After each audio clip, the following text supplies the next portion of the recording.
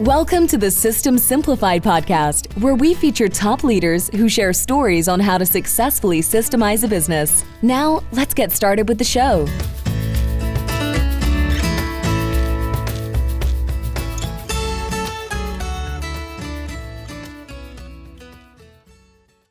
Hello, Adi Klevit here, the host of the System Simplified podcast, where I feature top founders, entrepreneurs, and thought leaders about systematizing a business.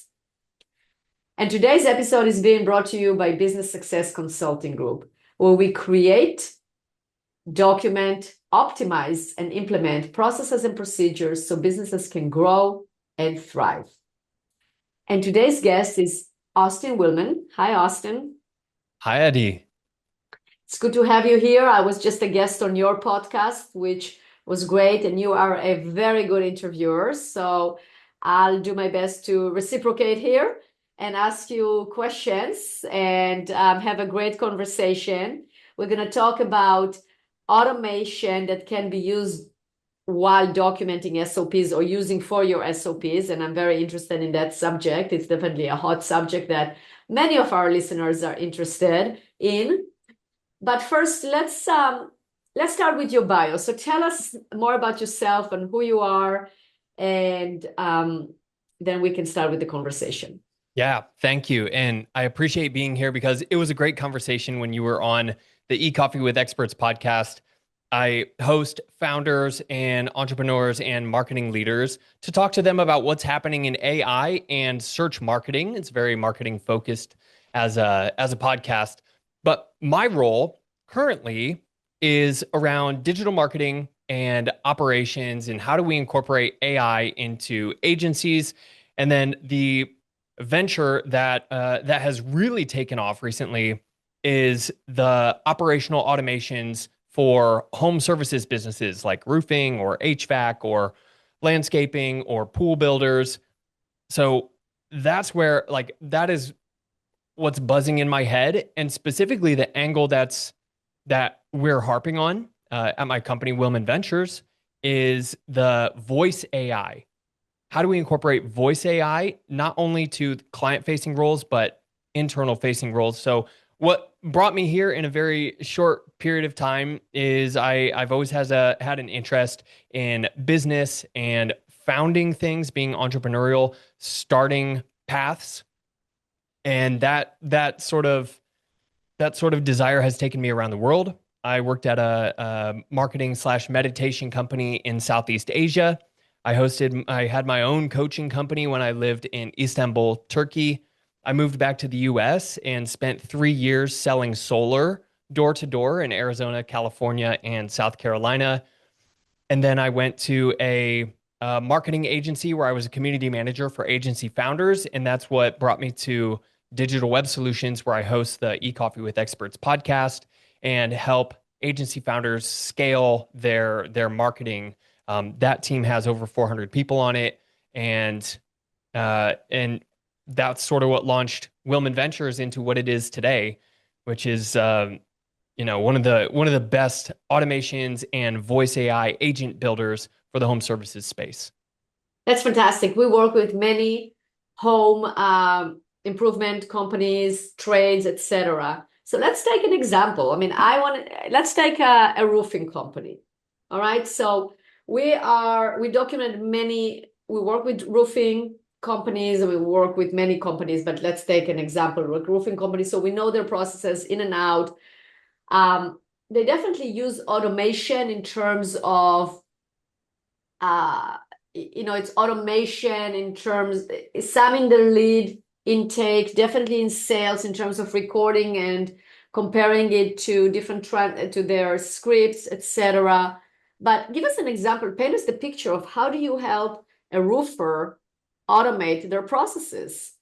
Yeah, great question. So the way that we approach this is we find out what's the biggest hole that's leaking in the bucket, or what's the highest leverage point where we can increase sales or increase revenue. And we try and look for what's already there. So there's the marketing aspect of things, which is how do we generate new opportunities? How do we bring in new opportunities? But typically, agency, if they're looking for help, they're looking for that, but they're not able to pay marketing retainers. They're not able to pay big retainers. So what we can do is say, all right, well, let's look at what you currently have and how can we extract more value from that.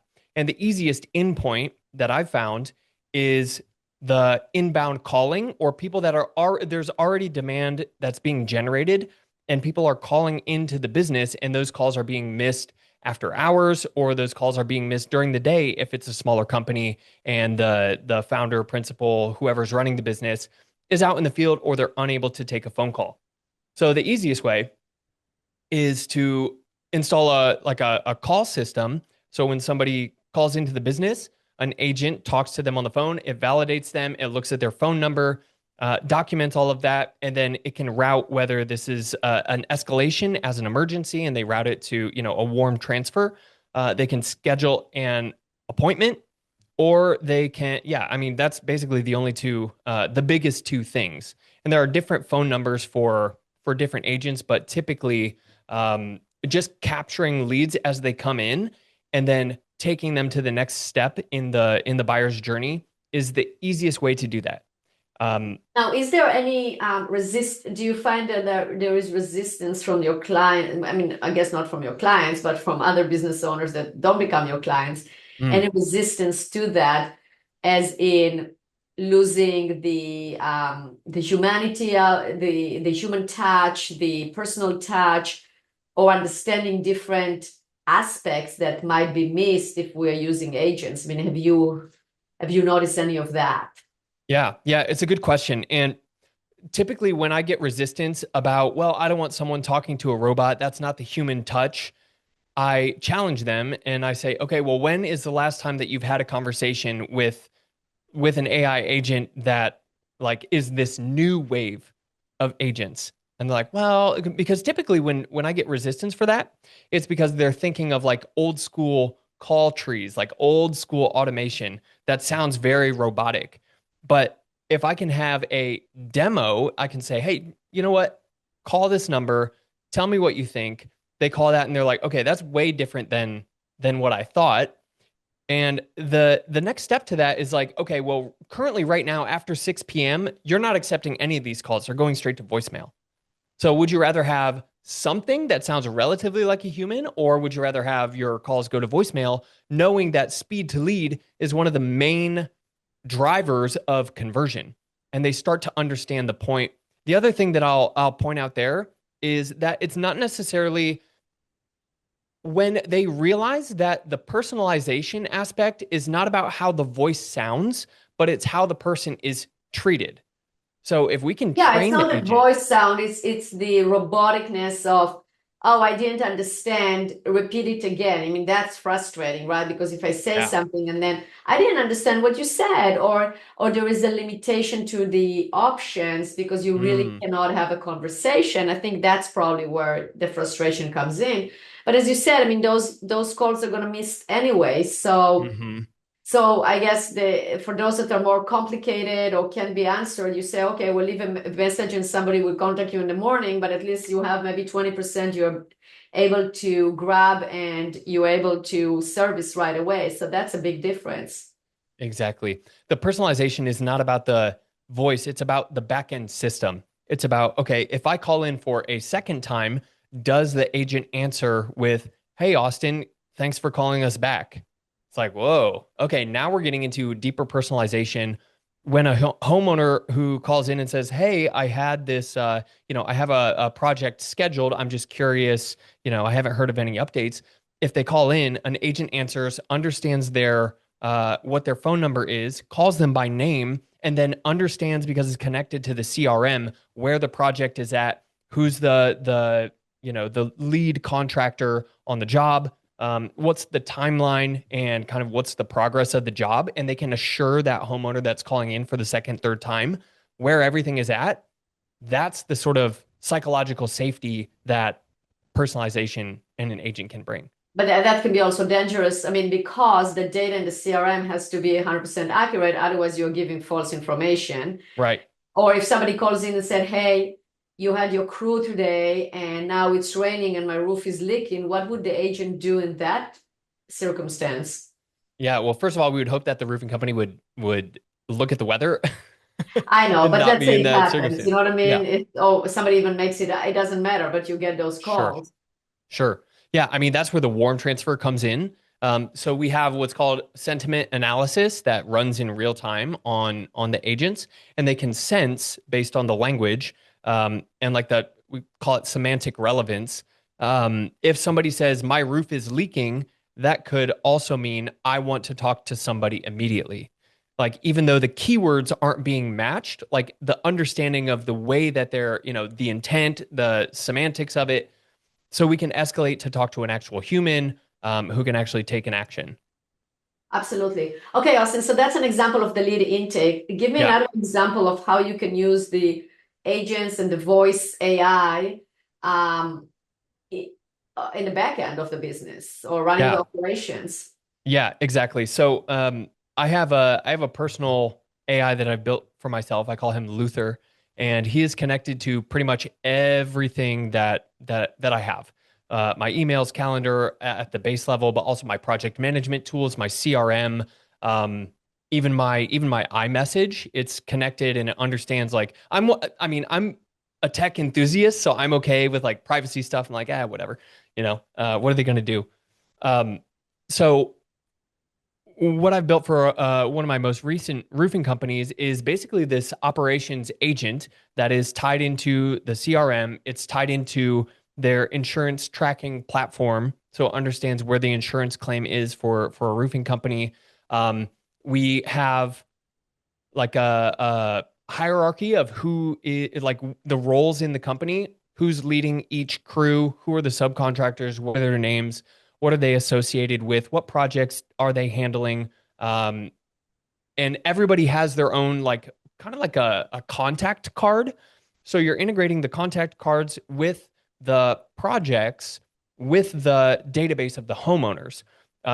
So this agent can call. It looks at the project timeline in the CRM and says, okay, this job should have been done, and the estimated time for completion was 4 p.m. on Tuesday. So it can call the lead contractor at 4:15 on Tuesday and say, hey, give me an update. And the contractor can just walk through and say, here's where things are at. We need, an additional square to finish this side of the house. We were a little bit short. We need some gutters or whatever, and it sends that back, understands who's responsible for ordering materials, updates the CRM with notes. If the project is completed, it can move the card from here to there, and then it notifies the homeowner like, hey, this is what's going on, whether there's a delay, whether we need more. So everybody gets notified, and it's all based on the data in the CRM, the data of the homeowners, the yeah, like the project management system and the role hierarchy and understanding who's connected to who. So that is super unique and helpful. That is. So, you agree because we talked on your podcast that in order to have efficient automation, you got to understand your workflows because right now what you described, that's fantastic automation. But if you don't know your workflows, how it goes from one to another, Mm, that's a problem. mm, So if the business is disorganized or you don't know what the workflows are, or you don't know how to make it efficient or how to move from one to another, we have a problem there because you want, even if what agents are you going to create? Because there is confusion to begin with. yeah. So there needs to be an understanding of the workflows, like a basic understanding, and the business needs to be organized in order to actually benefit from agents. Wouldn't you say so? Oh, absolutely. That's the first step. That's the first step. And it still amazes me how many companies do not have SOPs outlined, written out, and updated. Because a long time ago, you could have created these SOPs, but things change so fast. Maybe not in home services, but people come in and out, and having updated and current SOPs. Not only, obviously, that's what the basis of the agents are built upon, but there's also a secondary process of like, what's the process to update the process? Yeah. Like the meta, right? But it's exactly right because it does change fast, even in home services, because of all the tools and the AI and the automation. So you gotta make sure that your processes reflect that, not a process that what you have done 5 years ago or what you did 5 years ago, where you were manually answering the calls, and you would use those forms that were sitting on your desk printed. It's now it has to go into the CRM. From the CRM, what do you do with it? How does it flow? And you got to understand that, so then you know what you can improve and what you can automate. Yeah. It basically will start with, okay, a data collection. Like I'll send a form at the very start of the relationship and be like, give me everything you have. Like whether that's connecting a Google Drive or wherever your documentation lives, like put it here. And then after that, the agent will receive all of that information and look for holes and look for anything that might be missing from top to bottom. And then it calls whoever is either it's the founder or the CEO or whoever they want, like whoever's in charge of that, and fills out the initial form. And then it basically goes through and validates not the entire process top to bottom, but it will say, okay, I have these documents. Is there anything missing? And then it extracts that the agent has an interview, and it extracts like anything additional that might have fallen through the cracks. And then it takes all that information and then passes it over to me. Then we'll have like a sequence of calls that say, okay, today we're going to go through your marketing processes. Usually there's not that much. So we have a lot of work to do there. And then we'll go through the sales process, and then like the intake process, and then the homeowner verification. And each one is kind of a call where I'll make sure I have the person who's in charge of that process walking me through. If they're open for it, I can send them, an idea of like how they can screen share and do a Loom video. And then I can just pass that through AI and create documentation that way. Right. Yeah. Okay, good. So definitely we are in agreement here that process documentation is very important. And that's, there is the high level as you described, but if you want to do the process, the knowledge transfer, etc. We know that because that's how we deal with businesses day in and day out. Absolutely. Yes. Yeah, exactly. So that updating the processes as its own process, this can either be triggered by something, let's say, like I use ClickUp as kind of like a project management tracking tool. ClickUp has its own agents inside of it that I'm exploring, and one of them is an SOP creation / updating agent. Now, I'm not that far into it yet, but the point is there can either be a trigger that triggers like, hey, we need to update this SOP, or if you have consistent communication with like that internal kind of operations agent that I was telling you about, if you make an update to a process, you can just call this agent and say, hey, here's what's updated in the like the wrap up process where we like do an inspection of the roof and everything and submit the final claim to the insurance company. Like we change that, they can just have a phone call and it will update a document after it gets verified, obviously by a human. Yeah, and that's where that is what we run into in terms of agents can replace because what we do is we basically create the documentation and the processes for companies. So it's what we found is that we definitely use AI, and AI has increased and improved our output tremendously and helps the businesses obviously maintain their processes and do better, but you still need that human. And that's where we come in with the knowledge extraction and documentation, because we can figure out, okay, this is the right way to document or not the right way to document, etc. So definitely, it is it's a changing world, but you still need that human intervention. Would you say that? Oh yeah, absolutely. There's a separate, it's not operationally based, but it has to do with marketing. Like if we're writing, and I'm just using this as an example, but we have an agent that can call experts throughout the company, whether that's the operations person, the actually one of the contractors, or like the insurance person, and it can call them and basically interview them like an investigative journalist, kind of, to pull out unique perspectives and POVs. and it can create a blog post that gets run through SEO filters or AI optimization filters, looks for keywords, look for semantic meaning.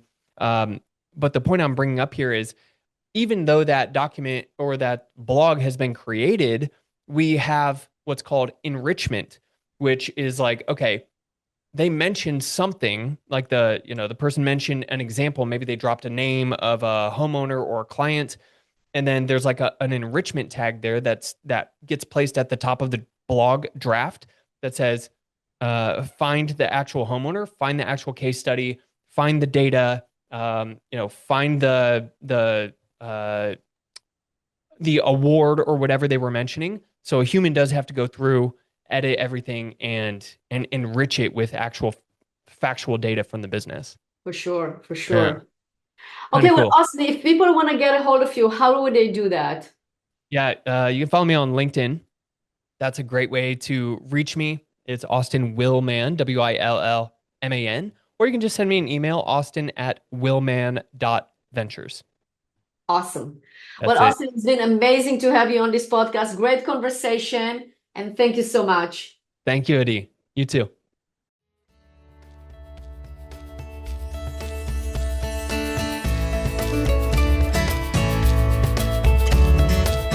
Thanks for listening to the System Simplified podcast. We'll see you again next time, and be sure to click subscribe to get future episodes.